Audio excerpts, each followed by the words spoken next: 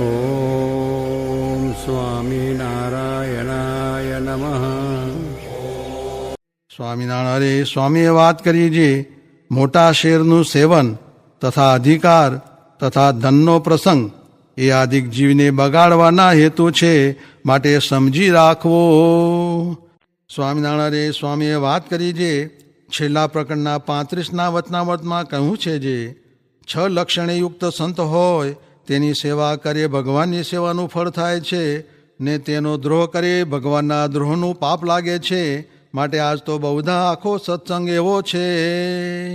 સ્વામિનારાયણ સ્વામીએ વાત કરી છે બ્રહ્મવેતાને મતે તો વેદનો માર્ગ જે વિધિ નિષેધ તે પણ ગણતીમાં નથી, એમ જળભરતે રહુગણને કહ્યું.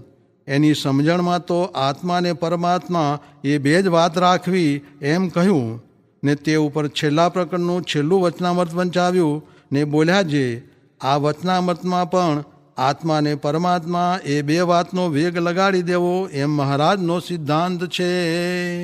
સ્વામિનારાયણ સ્વામીએ વાત કરી જે સર્વ સાધન કરતાં સંગ બળવાન છે, કેમ જે સંગ થકી સર્વ વાત થાય છે, પણ સંગ વિના કોઈ કામ થતું નથી. માટે સર્વમાં પ્રથમ સંગ મુખ્ય છે, ને મોક્ષનો માર્ગ પણ સંગ થકી સમજાય, ને વ્યવહાર માર્ગ પણ સંગ થકી આવડે છે. માટે સંગની બરોબર કોઈ સાધન નથી. દેશકાળાદિક 8 કહેવાય છે, તેમાં પણ સંગને મુખ્ય કહે છે. તથા 9 પ્રકારની ભક્તિમાં પણ શ્રવણ ભક્તિને મુખ્ય કહી છે, તે પણ સંગ થકી આવે છે. અને શિક્ષાપત્રીમાં પણ નિત્ય પ્રત્યે સાધુનો સમાગમ કરવો એમ કહ્યું છે. ને વચનામૃતમાં પણ સંગનું અધિકપણું બહુ ઠેકાણે કહ્યું છે. માટે સર્વશાસ્ત્ર સત્પુરુષનો સંગ કરવાનું પ્રતિપાદન કરે છે. તે સંગ કરવો તેમાં પણ જેવા પુરુષનો સંગ થાય તે થકી તેવો સમાસ થાય છે. ને સર્વદેશી પુરુષનો સંગ થાય તો સર્વદેશી જ્ઞાન પ્રાપ્ત થાય છે. ને એકદેશી સંગ થકી સર્વજ્ઞાન પમાય નહીં. કેમ જે ધર્મ જ્ઞાન વૈરાગ્ય ભક્તિ મહિમા આદિકમાંથી જેને જે અંગ મુખ્ય હોય તેના સંગ થકી તે વાત સમજાય, અને સર્વે અંગ સંપૂર્ણ હોય તેના સંગથી સર્વે વાત સમજાય છે. માટે સર્વદેશી સંગ મળવો બહુ દુર્લભ છે. અને સંગ કરવો તેમાં ગુરુની શુદ્ધિ 3 પ્રકારની જોવી, તેની વિકતિ જે એક તો તેનું પંડનું વર્તન હોય તેનો તપાસ કરવો, બીજું તેણે જેને સેવ્યા હોય તેનું સામર્થ્ય જોવું, અને ત્રીજું તેના સંગ થકી જે થયા હોય તેને જાણવા એમ તપાસ કરવો. સ્વામિનારાયણ સ્વામીએ વાત કરી છે સત્ય હિત ને પ્રિય એવું વચન બોલવું, ને ઉપેક્ષા રહિત બોલવું, પણ આગ્રહથી વચન કહેવું નહીં. સ્વામિનારાયણ સ્વામીએ વાત કરી છે નવરાશ હોય ત્યારે ભગવાનની મૂર્તિને લઈને બેસવું, ને તે મૂર્તિ તે શું છે? ભગવાનની કથા વાર્તા અને ધ્યાન એ ભગવાનની મૂર્તિ છે. ને દેહ હોય ત્યાં નિદ્રા કામ સ્વાદ લોભ એ સર્વે દેહ ભેળા હોય. માટે તેને તો દેહ ભેળા જ કરી રાખવા. ને કોઈ વ્યસન રાખે છે અફીણનું હોકાનું, સ્વાદ રાખે છે લોભ રાખે છે, એ સર્વે સુખ જેવા જણાય છે, પણ એ તો દેહને દુઃખ દે એવા છે. સ્વામિનારાયણ સ્વામીએ વાત કરી છે આમાં રહીને વર્તમાન ન પાડે કેવું કહેવાય? વળી વર્તમાન દીવા જેવા પાડે, ને મંદિર આચાર્ય ને મોટા સાધુનું ખોદે, એથી ભૂંડો કોણ? એ તો ઓલ્યાથી પણ ભૂંડો. સ્વામિનારાયણ સ્વામીએ વાત કરી છે આ તો તમને ઘડી ઘડી પોરો દઉં છું, નીકર રાત ને દી એમને એમ કથા વાર્તા કર્યા કરું, પણ બીજાને મૂંઝવણ પડે તે સારું ઘડીક ભક્તિ ઘડીક કીર્તન કથા વાર્તા ધ્યાન એ બધું ફરતું ફરતું કરવું, તેથી મૂંઝવણ થાય નહીં. સ્વામિનારાયણ સ્વામીએ વાત કરી છે આ જીવને આ લોક ને નાત જાતનું જેટલું દ્રઢ થઈ ગયું છે એટલું ભગવાનની કોરનું દ્રઢ નથી થતું. તે તો જો પાકો વિચાર કરે તો થાય. તે ઉપર એક સાધુએ પૂછ્યું છે એવો વિચાર ક્યારે થશે? તો કહે જો એવો ખપ હોય ને કરવા માંડે તો થાય. તે ઉપર વાત કરી છે એક દી મહારાજ કહે ભાઈ, કોઈ એક દી આખો ને એક રાત આખી જો અખંડ ભજન કરે તો તેને ભગવાન દેખાય. પછી એક ભક્તે દી આખો ભજન કર્યું ને રાતે કરવા માંડ્યું તે નિદ્રા આવવાની થઈ, એટલે ઘંટીએ દળીને પણ આખી રાત ભજન કર્યું, પછી તેને ભગવાન દેખાણા. સ્વામિનારાયણ હરે. સ્વામીએ વાત કરી જે ગોંડલમાં વાણીએ હવેલી કરી, તે નળિયા ચડાવ્યા, ત્યાં 40,000 કોરી થઈ ને ઘરમાં પણ એટલી હતી. પછી એમને એમ નવી ઘરેણે મૂકી, તે હજી છૂટી નથી ને ખાવા મળ્યું નથી. તેમ આપણે પણ ગોંડલના વાણિયાના જેવું છે, તે આ દેહ ઘરેણે મૂકી છે, તે પ્રભુ ભજાતા નથી. સ્વામિનારાયણ હરે. વચનામૃત ગરડા મધ્ય પ્રકરણનું 51મું. આત્મસત્તારૂપ રહે તેના લક્ષણનું. સ્વામિનારાયણ હરે. સંવત 1880ના ચૈત્રવદી 9મીને દિવસ સ્વામી શ્રી સહજાનંદજી મહારાજ શ્રી ગરડા મધ્યે દાદા ખાચરના દરબારમાં દક્ષિણાદે દ્વાર ઓરડાની ઓસરીએ ડોલિયા ઉપર ગાદી તગ્યા નંખાવીને વિરાજમાન હતા ને પોતાના મુખારવિંદની આગળ મુનિ તથા દેશ દેશના હરિભક્તની સભા ભરાઈને બેઠી હતી. પછી શ્રીજી મહારાજે પરમહંસને પ્રશ્ન પૂછ્યો છે, કોઈક સમામાં તો જીવ સુષુપ્તિમાં જાય છે ત્યારે અતિશય સુખ થાય છે, અને કોઈક સમામાં તો સુષુપ્તિમાં જાય છે તો પણ ઉદ્વેગ મળતો નથી. તેનું શું કારણ છે? એ પ્રશ્ન છે. પછી મોટા મોટા સંત હતા, તેમણે એ પ્રશ્નનું સમાધાન કરવા માંડ્યું, પણ યથાર્થ સમાધાન થયું નહીં. પછી શ્રીજી મહારાજ બોલ્યા છે, એ તો રજોગુણનું બળ વૃદ્ધિ પામી જાય છે, તે સુષુપ્તિમાં પણ તમોગુણ ભેળો રજોગુણનો વિક્ષેપ રહે છે, માટે સુષુપ્તિમાં પણ અસુખ રહે છે. માટે ગુણનો સંગ જ્યાં સુધી રહે ત્યાં સુધી કોઈ જીવ સુખ્યો રહે નહીં, અને જ્યારે આત્મસત્તા રૂપે રહે ત્યારે જ સુખી રહે છે. પછી મુક્તાનંદ સ્વામીએ પ્રશ્ન પૂછ્યો, જે આત્મસત્તા રૂપે રહે તેના શા લક્ષણ છે? પછી શ્રીજી મહારાજ બોલ્યા છે, શિવ બ્રહ્મા જેવા કોઈ સમર્થ કહેવાય નહીં, એ તો નારદ જેવાના પણ ગુરુ છે, અને એ જેવા બ્રહ્મ સ્વરૂપે વર્તે છે તેવું તો બીજાને વર્તવું કઠણ છે. તો પણ દેશ, કાળ, ક્રિયા, સંગ, મંત્ર, શાસ્ત્ર, દીક્ષા અને ધ્યાન એ 8 જો ભૂંડા થયા તો તેને યોગ્ય કરીને એ શિવ બ્રહ્મા જેવાને પણ અંતરમાં અતિશય દુઃખ થયું. માટે ગમે તેવો નિર્ગુણ હોય અને આત્મસત્તા રૂપે રહેતો હોય ને જો તેને ભૂંડા દેશકાળાદિકનો યોગ થાય તો તેને જરૂર અંતરમાં દુઃખ થાય. માટે મોટા પુરુષની બાંધેલ જે મર્યાદા તેને લોપીને કોઈ સુખી થતો નથી. માટે જેટલા ત્યાગી છે તેને તો ત્યાગીના ધર્મ પ્રમાણે વર્તવું, અને જેટલા ગ્રહસ્થ હરિભક્ત છે તેમને ગ્રહસ્થના ધર્મ પ્રમાણે વર્તવું, અને જેટલી બાઈઓ હરિભક્ત છે તેને બાઈઓના ધર્મ પ્રમાણે વર્તવું.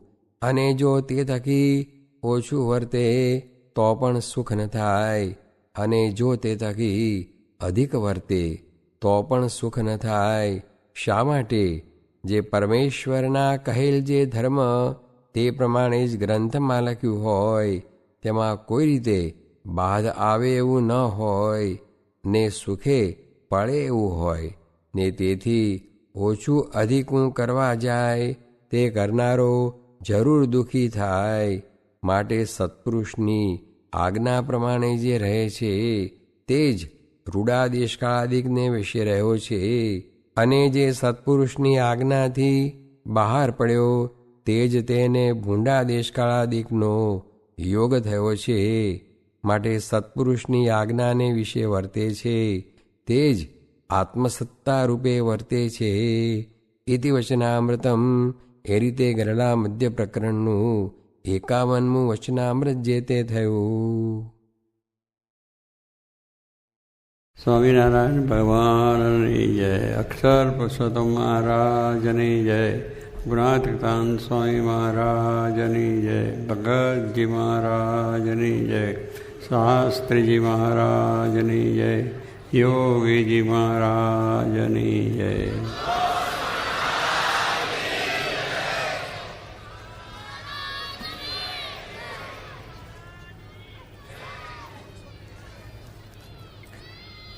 ભક્ત થવું ભગવાનના છે જો કઠણ કામ.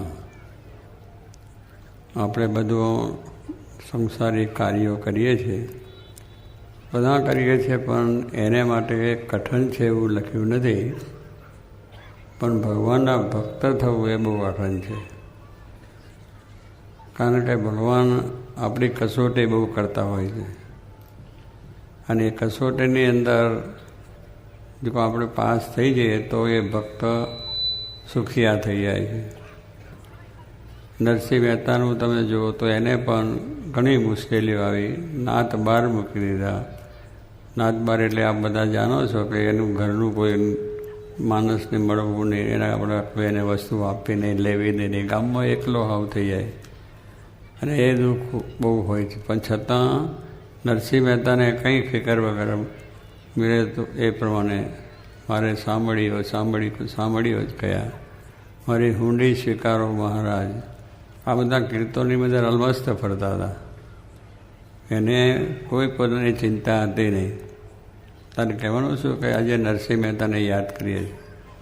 આજે નરસિંહ મહેતા આપણી નાત નથી, જાત નથી, કામ કશું જ નથી, પણ અત્યારે આપણે યાદ કરીએ છીએ કે ભાઈ નરસિંહ મહેતા ભગત થઈ ગયા અને એમને ભગવાનને રાજી કર્યા. એમની હુંડી પણ ભગવાને સ્વીકારી. કારણ લખેલી કાગળ કોણ ત્યાં સાંભળ્યાને લખી. મામેરું જોતો હતો તો સાંભળ્યા ભગવાને આ નામથી લખી, સાંભળ્યા ભગવાન. કહેવાનું શું છે કે ત્યાં ભગવાન સાંભળસા શેઠનું રૂપ લઈને ત્યાં મળ્યા અને હુંડી સ્વીકારી. કેટલી શ્રદ્ધા, કેટલો વિશ્વાસ ભગવાન ઉપર, એ આપણે વિચાર કરીએ. ત્યારે કહેવાનું શું કે એ વખતે ભગવાન આપણી કસોટી કરતા હોય છે, પણ એમાં એમને કોઈ વિશ્વાસ ને શ્રદ્ધા હતી, તેમનું કામ થઈ ગયું.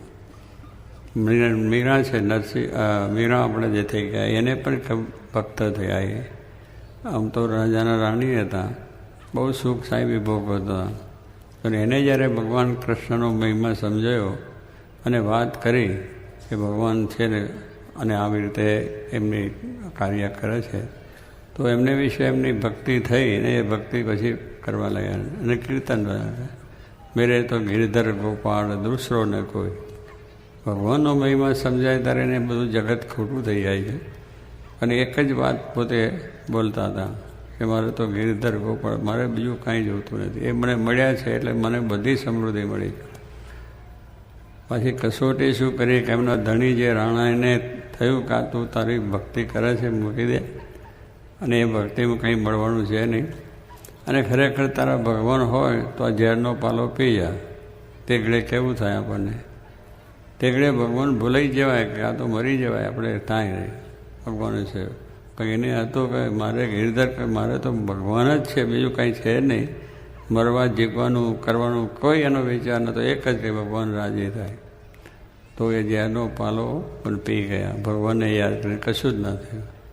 એટલે કહેવાનું આવા બધા દાખલા શાસ્ત્રોમાં મળે છે આપણને. ભક્ત થવું ભગવાનનું છે જો કઠણ કામ. આ કઠણ કામ છે બધું. આ બધી દુનિયાની પરીક્ષામાં તો કદાચ પાસ થઈ જાય, પણ એમાં ના પાસ થાય કેટલા નારાજ થઈ જાય ને કેટલા હેરાન થઈ જાય ને બધું થઈ જાય.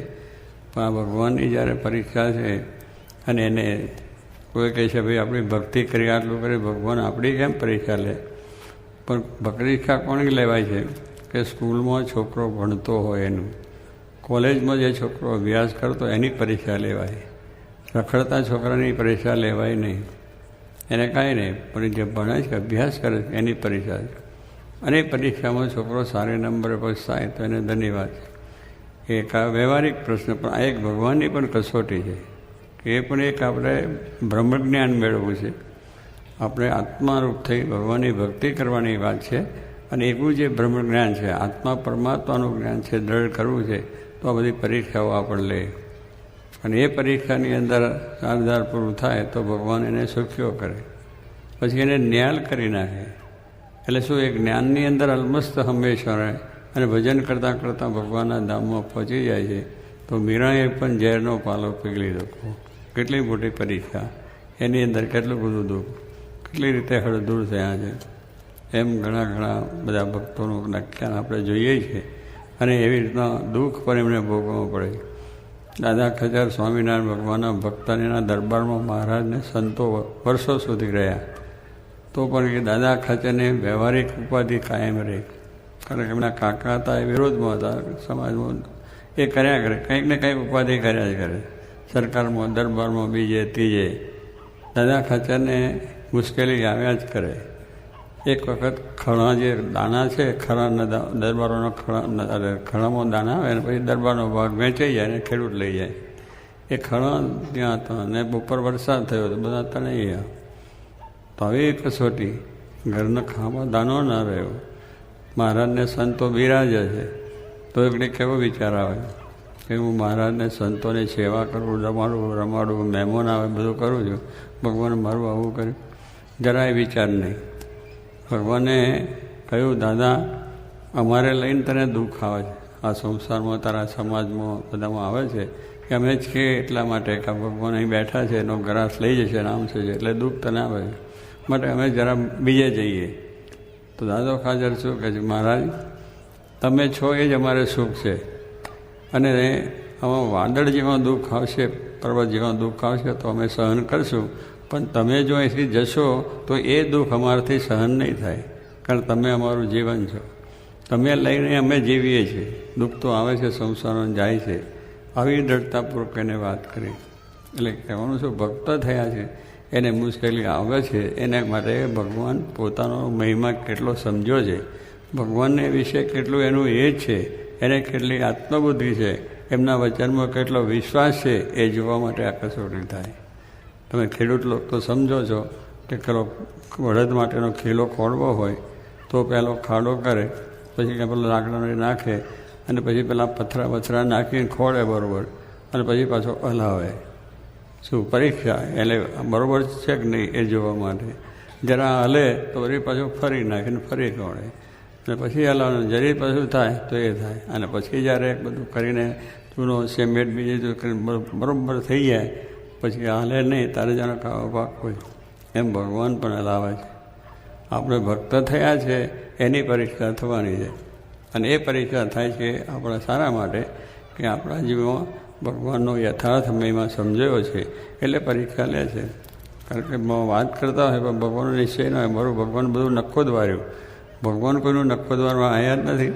ભગવાન તો દરેકને શાંતિ સુખ આપવા માટે આવ્યા. એક બીજું દ્રષ્ટાંત છે, જોગી મહારાજ બહુ કહેતા, વાત કરતા, એક વખત કે આપણા સ્વામિનારાયણના સંતો છે ગામડે ફરતા હોય છે, એટલે ગામડેથી ફરતા એક બીજા ગામની અંદર એની જે એક ખેડૂતની વાડી હતી એ રસ્તા ઉપર જ આવતી, અને વાડીની અંદર એ પોતે કોસ વાંકે અને પોતાનો પાક થાય, ઘઉંનું વાવેતર કરેલું બધું થાય. પછી ખેડૂત ત્યાં સંતો ગયા અને એમણે જરા નાહવાનો વિચાર હતો, સ્નાન કર્યું વાડીએ બીજું ત્રીજું, અને નાહી પછી બેઠા. પછી ખેડૂતને કહ્યું કે બહુ સારું, તમે આ જે ઘઉં વાવ્યા છે બહુ સારા ઘઉં થયા છે એકદમ, અને હવે દાના આવશે ને સારું થશે ને સરસ થયા છે. અને પેલા ખેડૂત શું કહે છે કે ભગવાને શેની દયા કરી, આવું સારું થયું તો મારી મહેનતથી થયું, અને આ કો હકી તો આટલો બધા થાંભવા પડી ગયા છે એટલે થયા છે, અમતા કંઈ થયા નથી. ખેડૂતને પોતાના કાર્યનું અભિમાન હતું કે મારી મહેનતથી જ આ બધું થાય છે. પણ આપણે વિચાર કરો કે આપણી મહેનતથી કંઈ થતું નથી, ભગવાનની કૃપા થાય છે, તારે મહેર થાય છે તો આપણી બધી આ કામ થાય છે. માણસને અભિમાન બહુ હોય છે કે આ કાર્ય મેં કર્યું, હું જ હતો તે થયું, ના તો થતા જ નહીં. આવી આપણી અભિમાનમાં છે એટલે આપણને દુઃખને અશાંતિ આવે છે, ભગવાન ઉપર છોડે છે તો એને દુઃખે નથી, અશાંતિ. ભગવાનની ઈચ્છાથી કાર્ય થયું, ન થયું તો એ સારા માટે થયું. ભક્ત થયો છે એને એક જ વસ્તુ છે કે જે કાર્ય હું કરું છું એમાં મને સફળતા મળે તો ભલે ભગવાનની કૃપાથી મળ્યું, ન મળે તો ભગવાનની ઈચ્છાથી થયું, એટલે એને એકદમ શાંતિ થઈ જાય. નહીં તો મારું મેં કર્યું મેં કેમ ના થયું ને ભગવાનનું, પછી સત્સંગ મૂકી દે, કંઠાવત મૂકી દે, ભક્તિ મૂકી દે, બધું મૂકી દે, ધર્મ બધું મૂકી દે, એટલે ખોટે રસ્તે ચડી જાય, દારૂને રસ્તે ચડી જાય, અફીણને ગાંજોને જુકાનમાં બધે જતા રહે. જરાય કામ ના રહ્યું એટલે તરત ભગવાન ઉપર આપણે આક્ષેપ કરી, પૂજાએ પણ મૂકી દે, પૂજા નથી કરવી. એટલે ભગવાનને શું કામ મૂકી દે? ભગવાનને લઈને તો આપણે છે, પહેલું તો ભગવાન રાખીશ તો આ બધું રહેવાનું છે. પણ માણસનો અવળો જ વિચાર હોય કે ભગવાને બગાડ્યું એટલે ભગવાનના મંદિરમાં જવાનું મૂકી દે, માળા ફરવાનું મૂકી દે, પૂજામાં બધું મૂકી દે. પણ એને મૂકીશ તો તારું કશું રહેશે નહીં. ભગવાને રાખશો તો જ આપણે રહેવાનું છે. તો એ પ્રમાણે પેલા ખેડૂતે બહુ એમ આમ વાત કરી, એટલે કે ભાઈ એવું નથી, ભગવાને કે ભગવાન શું કરે છે, તમે વાત કરો, પણ આ બધું હું જ મારાથી થયું છે ને બધું. પછી સંતો તો ગયા કે મને સમજાશે નહીં, એટલે હમણાં કામે બીજા ગામમાં જવાના હતા, ત્યાં જઈને કથા વાર્તા કરીને પાછા 10-15 બીજા ગામ ફરીને 10-15 દિવસે પાછા મંદિરે આવતા હતા. અને એ જ ખેતરમાં પાછા એમને નહાવા માટે રહ્યો તો વાડીએ જઈને બેઠા, નયા ધોયા. એ સંતોએ જોયું, હું તો મોટા થઈ ગયા, દાના ભરી ગયા હતા, ડુંડીઓ ભરાઈ ગયેલી હતી, અને એમાં ગેરું નામનો રોગ આવે, એટલે ડુંડા બધા લાલ થઈ જાય એકદમ, અને દાના છે એ પોચા થઈ જાય, એટલે એમાં કોઈ ના નકામું થઈ જાય, એવું બધું થઈ ગયું. એટલે પેલા સંતોએ કહ્યું, પટેલ બહુ સારા ઘઉં હતા, ખૂબ સારો પાક હતો, અને આ તો બધું ગેરું આવી ગયો, રોગ આવી ગયો, અને હવે તો કંઈ થશે નહીં.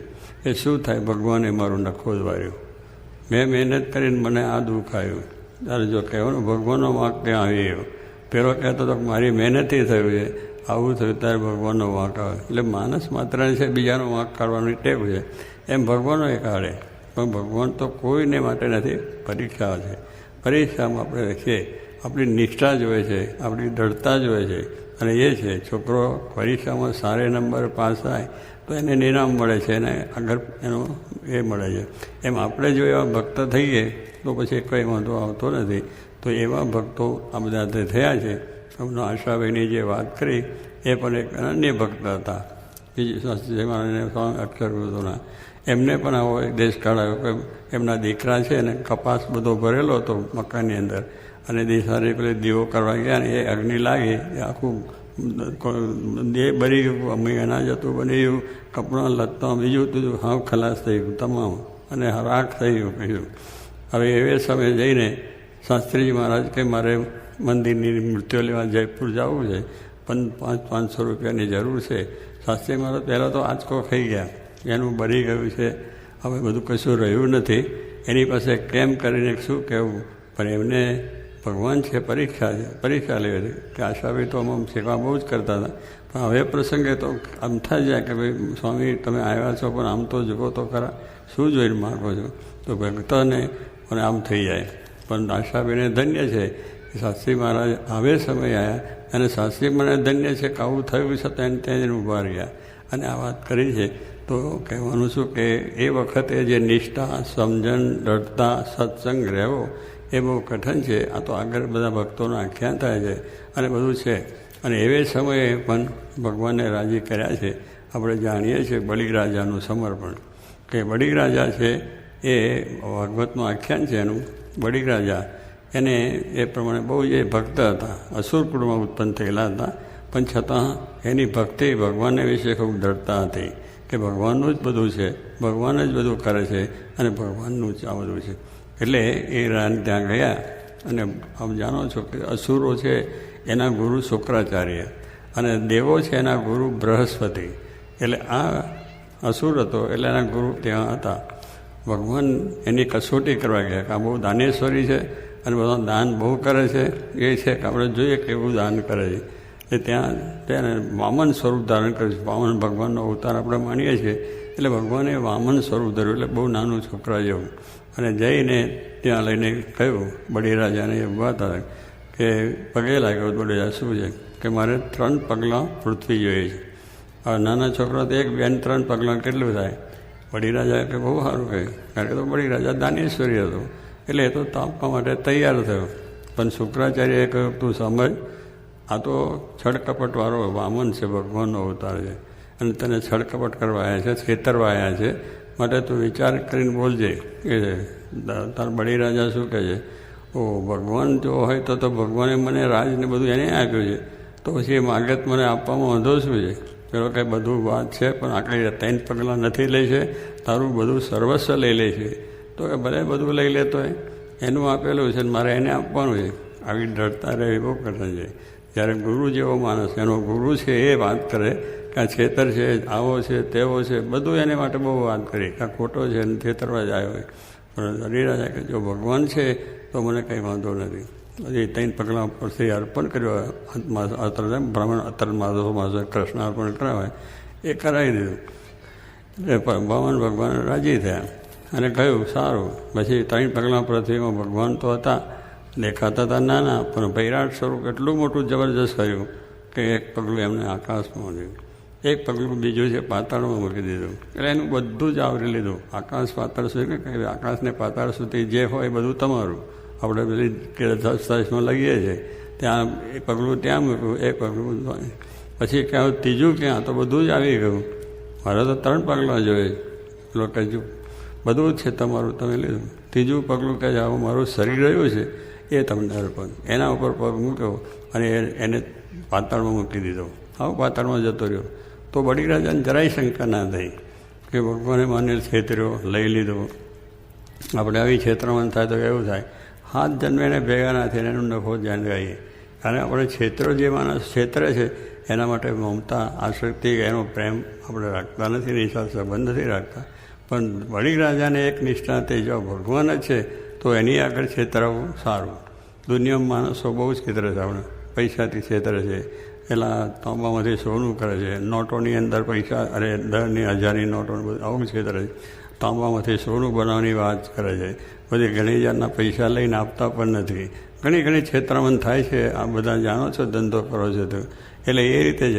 પણ એને નિષ્ઠા શું હતી કે આ ભગવાન છે અને એના પાસે છેતરાવું સારું છે. એની પાસે છેતરીશું એમાં આપણું કલ્યાણ છે, લોકોની પાસે છેતરીશું તો આપણે દુઃખ છે. આટલું જો આપણે સમજાય તો ભગવાન માટે કોઈ દાડો વાંધો ના આવે. પણ ભગવાનની પરીક્ષા, આ પરીક્ષામાં એ થવું બહુ કઠિન છે. અને બળી રાજા ભગવાન રાજી થયા પછી અને પાતાળમાં ગયા અને ત્યાં પછી ભગવાને એને દર્શન આપ્યા કે માગ જે માગે તે હું તને આપું. તો કે ભગવાન મારે તો કંઈ જોતું નથી, મારું ત્રિલોકીનું રાજ હતું, મારા બાપાએ મને બધું જ અર્પણ કર્યું અને બધી રીતે હું તો સુખી હતો. એટલે દુનિયાનું કોઈ સુખ મારે જોતું નથી, ત્રિલોકીનું રાજ પણ જોતું નથી. મને તો એટલું છે મારી નજર સમક્ષ કાયમ આપણો મને દર્શન થાય એ જ માગ્યું ભગવાનભાઈ. મારે કાંઈ જોતું નથી, તમારા દર્શન મને કાયમ થયા કરે એ જ માગો. તો શું માગ્યું? કાંઈ જ માગ્યું નહીં. એક જ માગ્યું કે ભગવાનના દર્શન થાય. ભગવાનને પેલા દોડી રાજાને બંધનમાં લેવા માટે 3 પગલાંમાં આવ્યા કે કોઈ કેવું કરે છે, પણ એને બદલે ભગવાન એના બંધનમાં આવી ગયા કે અખંડ એને દર્શન આપવા પડે. અને પાતાળમાં જઈને ત્યાં આગળ અખંડ દર્શન એને આપે છે. અત્યારે સુધી પણ એ વાત છે. એટલે કહેવાનું શું છે કે આ ભક્તોની કસોટી છે. આ ભક્તોનું ભક્તપણું અહીંયા જોવાનું કે ભગવાનને વિશે કેવી ભક્તિ છે. એટલે દેખાય ઉપરથી એવું, પણ અંદર ભક્તિ ના હોય. અને આવા પ્રસંગે આપણું મન આઘું પાછું થઈ જાય. પણ ગમે તેવા પ્રસંગોમાં ભગવાન આપણી કસોટી કરે તો પણ એને તેનું આખ્યાન લખાયા. એ બળી રાજાનું આખ્યાન લખ્યું છે. એવા બધા ઘણા ભક્તો પરોક્ષ અને ભાગવતના આખ્યાનો છે. ભગવાન સ્વામિનારાયણના વખતમાં પણ એવા બધા આખ્યાનો છે. શાસ્ત્રી મહારાજ જોગીમાના વખતમાં પણ આખ્યાન છે. એવા ભગવાન માટેનો ભગવાન એટલે ભગવાન, એમાં બીજો કંઈ વિચાર નહીં. એ કસોટી કરે છે. આપણે જ્યારે દુઃખ આવે ત્યારે આપણી કસોટી કરે છે. આપણામાંથી અજ્ઞાન કાઢવું છે, આપણામાંથી જે મમતા છે એ કાઢવી છે, આપણા જીવનું અજ્ઞાન છે એ કાઢવું છે, એટલા માટે કરે છે. પણ એ ભગવાન છે એમાંથી નિશ્ચયમાંથી એક જરા તસું પણ આપણું મન આગું પાછું થાય નહીં. એમના વચનમાં વિશ્વાસ, એમાં ભક્તિમાં વિશ્વાસ અખંડ રહ્યો છે. એવા ભક્તોના બધા આખ્યાન છે. અને આખ્યાન તે આપણે થયું છે. એટલે આપણે પણ સમજવાનું છે કે ભક્તિ કરીએ છીએ, પણ ક્યારેય આવા પ્રસંગો આવે ત્યારે પ્રસંગોને યાદ કરવા, આ ભક્તોને યાદ કરવા, એમને કેવી રીતે આ ભક્તિ કરી છે, ભગવાનને રાજી કર્યા છે અને કેવી રીતે દુખીએ. તો કહેવાનું શું, આ ભક્તોની કસોટી હંમેશા થતી આવી છે. છતાં એ ભક્તોનું આખ્યાન અત્યારે આપણે સંભાળીએ છીએ. અત્યારે ભક્તોને યાદ કરીએ છીએ કે એમને આવું કષ્ટ પડ્યું, ભગવાનમાંથી થયા નથી. તુકારામ ભક્ત એક હતા મહારાષ્ટ્રની અંદર, તુકારામ જાનભાઈનું ભજન થાય છે અત્યારે. એ તુકારામ છે બહુ જ ભક્તરાજ અને ખરેખર ભગવાન કૃષ્ણ વિશે ભક્તિ અને દરરોજ પોતે ભગવાનનું ભજન કરતા. એને પત્ની હતા અને 2 જણા બધા ભક્તિ સારી રીતે કરે. હવે મેં કહ્યું ભગવાનની કસોટી કેવી છે કે ભગવાનમાંથી શ્રદ્ધા ખૂટી જાય એવી એમની પરીક્ષા, ભગવાનમાંથી પાછા પડી જાય. એટલે પછી ભક્તિ બહુ કરે, ભક્તિ બહુ કરે એટલે સહેજે જે લોકોને ન ગમતું હોય એ મસ્કરી કરે, ભગતડો થયો, આવું થયો, બીજું થયું, અને બોલ્યા કરે, અને હેરાન કરે, બીજું કરે. અને એમાં બધી જમાની આ છોકરાઓ જરા ભેગા થયા કે આમાં બહુ ભક્તિ છે, જોઈએ કેવો ભગત છે. એટલે એને શું કહ્યું કે ભગતને આપણે ગામમાં ફેરવવો, બધું કેવી રીતે ફેરવવો કે એનું કેવું એની બધી ભવી થાય એવી રીતનું કે એને અવરે ગધેડે બેસાડવો, માથું છે મૂડાઈ નાખવું, ગાજરની માળા, નીગરાની માળા કરવી, અને ગધેડા ઉપર અવરે મૂકે, મુખ પહેલાંનું આમને એને પૂછડું પાકે. આવી રીતે એને પછી લોકો છોકરા હુરીઓ બોલાવે અને કાંકરા ધૂળ ઉછાળતા જાય અને એમને બોલતા જાય, અને એમ આખા ગામમાં, શહેરમાં બધે ફેર્યો. અને તુકારામ તો મહારાજને સંભાળીને તુકારામ ભગવાનનું સ્મરણ કરતા જ રહ્યા, ભજન કરતા જ રહ્યા. બધા આખા ગામમાં ફરીને આવ્યા સાંજે. એટલે પછી ઘરે એમના પત્ની મળ્યા. તેના પત્નીએ કહ્યું, તમે આવી ભક્તિ ભગવાનની કરો, આવા મોટા ભક્ત કહેવાઓ, અને આપણને આવી લોકોમાં ફજેતી કર્યા, આપણી આબરૂ ગઈ, આપણે આ બધા કહેવા જ કર્યું, આ બધું થયું, બહુ દુઃખ થયું. તુકારામ શું કહે છે કે આપણે દુઃખ છેનું, આપણે દુઃખ માનવાનું જ નથી, ભગવાનની ઈચ્છાથી થયું છે, ભગવાન જે કરશે સારા માટે છે. જો પૈસા ટકા આપણી પાસે છે નહીં, અને વાળંદને પછી જો આપવું પડે તો પછી 4 આઠાના મૂળન ના લે, તો એટલાય નહોતા, તો મારે એની મેં મૂડી નાખ્યું. એટલે આપણે કંઈ છે ચિંતા, હું બમત મૂડી દીધું. પછી ચૂનો ચોપડે એટલે પછી ખોળોય ના થાય, મેલ ના ભરાય, એ પણ સાફ થઈ ગયું. બીજું ગાજરની માળા છે, 5-10 દાડા શાક ચાલશે અને મજા કરશું. અને આપણે બેનો લગ્ન થયા ત્યારે ફૂલેકું ફર્યું નહોતું, એટલે ફૂલેકું ફર્યું. આપણે કેટલી સમજણવું છે. એટલે કહેવાનું શું છે કે આ સમજણથી એ ભક્તો, અને અત્યારે એનું ભજન થાય છે, તુકારામ જાનભાઈ સાથે ભગવાનની નિષ્ઠા, ભગવાનમાં સમજણ. જે ભક્તો થયા છે એનો તમે આખ્યાન સાંભળશો તો આપણને બળ રહે. નહીં તો આ તો શું ચાલ્યું જાય સાંભળીએ પણ આવા પ્રસંગોએ ધીરજ, બળ, હિંમત રાખવીને ભગવાનમાંથી ભગવાનપણું છે જ, એ ગમે ક્રિયા કરે, ગમે તેવા પ્રસંગો કરે આપણા માટે, તો ભગવાન એટલે ભગવાન, એમાં બીજો કોઈ શંકાને સમય. એના ભક્તોએ એવી શ્રદ્ધાથી કર્યું છે, તેનું કામ બધું થયું છે. માટે આપણે પણ એવી શ્રદ્ધા, બળ રાખવી. આવા આખ્યાનો સાંભળીને, આવી કથા સાંભળીને, આપણો જે સાગરપંચ જે બધા યોગની બધી વાતો ચાલે છે, તો એવી બધું આપણું કરવું જોઈએ કે જેથી કરીને આપણે ક્યારે પ્રસંગ આવે ત્યારે આપણું મન ક્યારેય ડગમગે નહીં. જ્યાં સુધી ડગમગે દિલ ત્યાં સુધી નવ બ્રહ્મ પ્રકાશ રહે. જ્યાં સુધી મનને ડગમગાટ છે, આ સાચું છે, ખોટું છે, આ સત્સંગની અને ભગવાનની વાતમાં કે આ ખોટું હશે કે સાચું હશે, કે આમ દેખાય, આમ છે, તેમ છે, કદાચ એમના કેટલીક વખત બીજા પ્રસંગો થાય તો મન પાછું પડી જાય, કે ડગમગ મન થાય. ભગવાન હશે કે નહીં હોય તો એથી એ કામ થાય નહીં. પણ એ ભગવાન છે એવું માને તો પછી એને બ્રહ્મનો પ્રકાશ આનંદ થઈ જાય છે. વહેતા હવે પાણી વહેતું હોય તો એની અંદર આપણું મોઢું ન દેખાય, કારણ પાણી વહે છે એટલે. પણ એ પાણી નીતરું થાય, તમે હરિદ્વાર જાઓ છો એટલું પાણી નીચે ભોંય તળિયું દેખાય, અને આપણને મોઢું પણ દેખાય નહીં, કારણ કે નીતરું થઈ ગયું છે. અને જ્યાં સુધી ડોળું હોય છે દેખાતું નથી. એમાં ભગવાનના કામમાં, ધર્મની બાબતમાં, કે આપણા કોઈ પણ સારા કાર્યોની અંદર મન ડગમગ રહે ત્યાં સુધી શાંતિ ન થાય અને આનંદ ના થાય. પણ જ્યારે એ ભગવાનમાં દ્રઢ શ્રદ્ધા, વિશ્વાસ થાય તો આપણે એ થાય છે. તો ડગમગે દિલ જ્યાં સુધી, એટલે મન જ્યાં સુધી ડગમગ છે ત્યાં સુધી આપણે એ થતું નથી, અને આપણે દુઃખી થઈને હેરાન થઈને ભગવાનના વિશેની શ્રદ્ધા, ભક્તિ ઘટી જાય છે. પણ ન ઘટે અને બરાબર દ્રઢતા રહે, એનું આ કામ છે. અરે ભક્ત થવું ભગવાનનું છે જો કામ. શિર સાટાની વાતો છે કે શિર જાય પણ થાય. ભગવાનનું ભલે મસ્તક આપવું પડે તે પણ આપ્યું છે બધા એવા ભક્તોએ, અને આવી ભક્તિ કરી છે. તો ભગવાનને આપણે પ્રાર્થના કરીએ કે આવી ભક્તિ, આવી દ્રઢતા, આવી નિષ્ઠા આપણે આપણા વ્યવહાર, સંસાર, ધંધા, રોજગારમાં કરતાં આવી દ્રષ્ટિ